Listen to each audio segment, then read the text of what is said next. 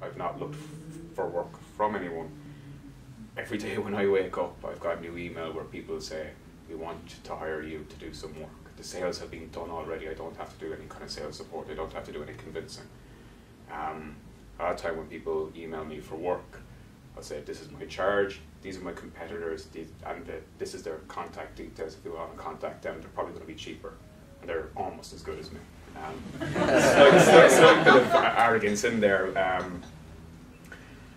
And it's an amazing way of doing work. And again, it's been a slow build up, obviously. The reason I'm working for myself, I never ever saw myself as being a business person, as doing consultancy or doing mentoring or anything like that. I never saw myself as doing stuff in the press.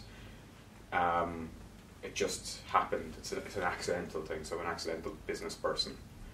And what I do, I love doing, and that's very, very beneficial as well if you're a business person. And a lot of time it's just being there in whatever medium you're in, be it blogging, be it social networks and Twitter, and just seeing how people operate. Not the technology. The technology doesn't matter. It's actually how people operate in these places, and you can figure out trends and you can figure out motivations. And the more you figure out what motivates people and what interests people, the better you become at doing business in those spaces. And again, and the thing as well with my business is it's not motivated by money. It's actually motivated by happiness. And if I really enjoy doing a project for a company, I charge them less. And the reason is, if you take the money factor out of the work that you're doing, you'll enjoy it more.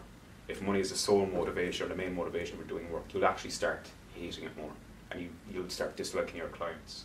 Just in terms of businesses in Ireland and what makes money and all of that, Irish people actually are absolutely amazing at building contacts and doing networking.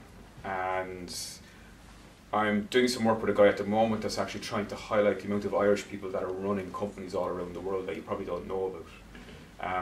We'll leave the big banks that just went bust recently out of it, but there's a lot of Irish people that were actually running those.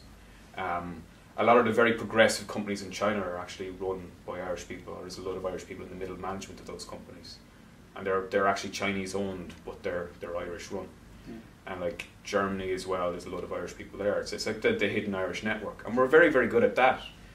And yet, that's internationally, and locally we don't seem to have the same attitude, where we don't network enough. And events like Open Coffee here are actually fantastic for networking and meeting people. And social networks as well, they're not as good. They will never be as good, because just the way humanity is, like you. Damien, just wondering, what is the one attribute that has made you so successful today?